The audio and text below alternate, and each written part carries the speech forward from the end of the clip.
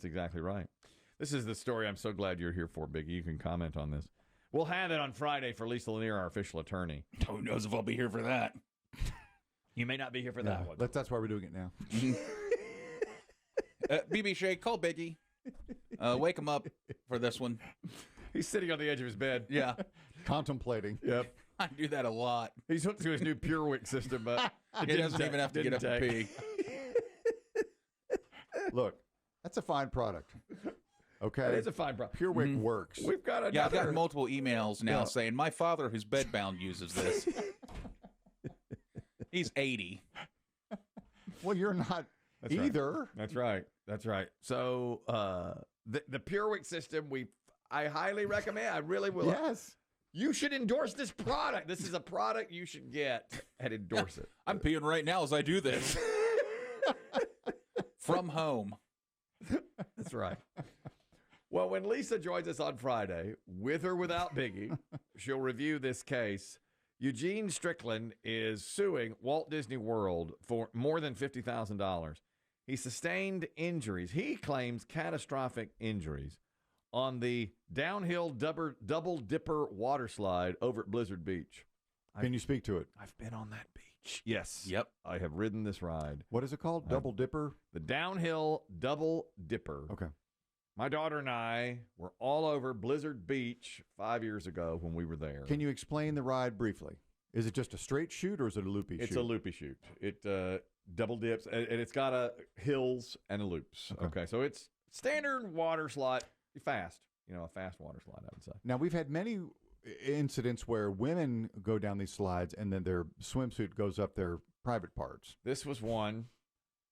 We did that. Now, I got a bad wedgie on it. This is a different ride. Now, that one is just a one down the hill, just high speed. High speed and really, really steep. And I got a big-time wedgie. They always tell you to cross your legs. You had to. When you ride. I had to take off my slide. I had to take off my water socks, and I had to hold them next to my chest while I went down. Terrible. Cross my feet. That's got a water sock, guy.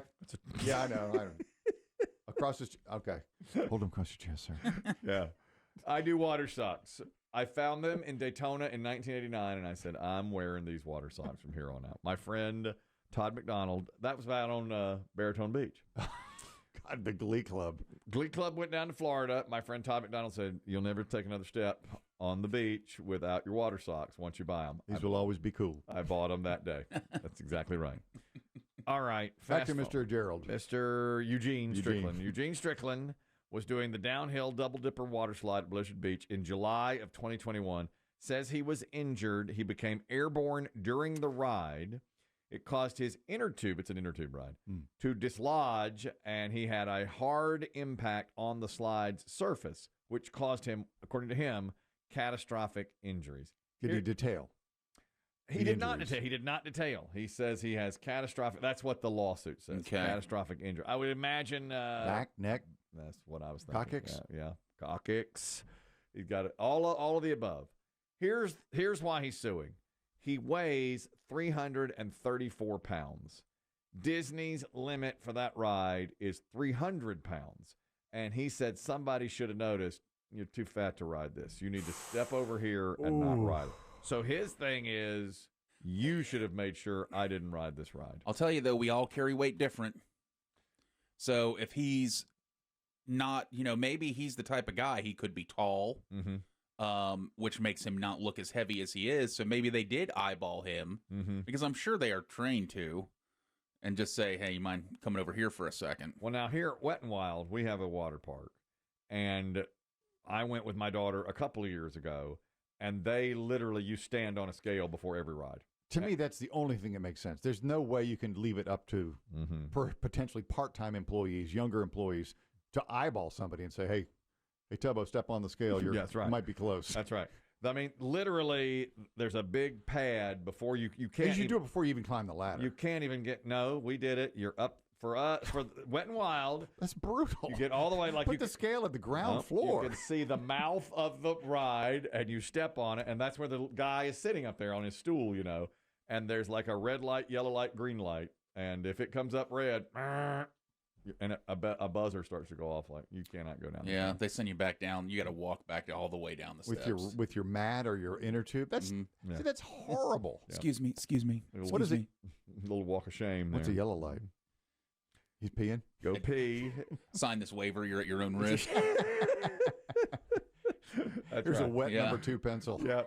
I blame the guy though, because if Mr. he Eugene. saw the weight limit, he knew risking my life is not worth it on a water slide. You know they have sign. I'm sure they had a sign. Yeah. You know how they do with the height restrictions on roller coasters. But do they print raw numbers for weight? I've never seen it. I've never seen over 300 pounds. I've seen this tall to ride this ride. I've never seen over 300 pounds camp. Yeah. Now, I can't remember if there's a sign up there at Wet and Wild. I know you step on it's metal. You step on it, and either a red light or a green light will flash. And boy, you don't want that red light. That's embarrassing, obviously. And you do. And you've waited in line 45 minutes. You got to go right back down the stairs. This is terrible line management. Well, I think if you did it at the bottom, you'd have to have an employee sitting there at the bottom to show. And they only have so many. And he's got to sit at the top because he tells you when to start. Yeah. Go. Yep. That's it. Go. Oh, you've seen it. You know it. You know it. Go. He glances over just to make sure no one's down there. Go. That's all he does. That's right. I'm glad you're here for this as well, Biggie. What are your thoughts on Tom Llamas? Have we discussed?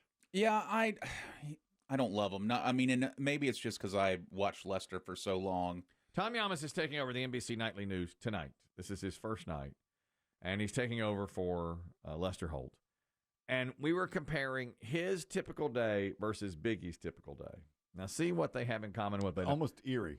He was asked, "What's your common typical day look like?" So walk me through the average day for you in this new job. And I try to get up at 6:30 so I can give my wife a break, help out with breakfast, get the kids going, Okay. and then 7 o'clock Today Show. Ding, ding, Samantha and ding. Craig, we're like, yes. We're watching that. I'm making breakfast. I'm getting them off to school, and then I start the consuming of news, and then I'll take a beat and I'll meditate and I'll pray, and then after that I hit the gym. I try to work out, or I'll go for a run. I'll play really bad tennis, and then I'm in the chair getting ready for breaking news, getting ready for nightly news and top story after that.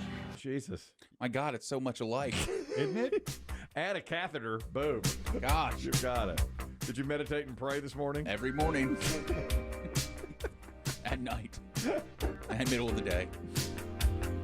Boy, my friend Doug says he's pompous. Listen to that. I meditate, I pray, I consume news, I go run. I like how he work threw in out. there. He had to make sure he throws in, watch Today's Show, because clearly he doesn't. Right. Oh, watch Today. Oh.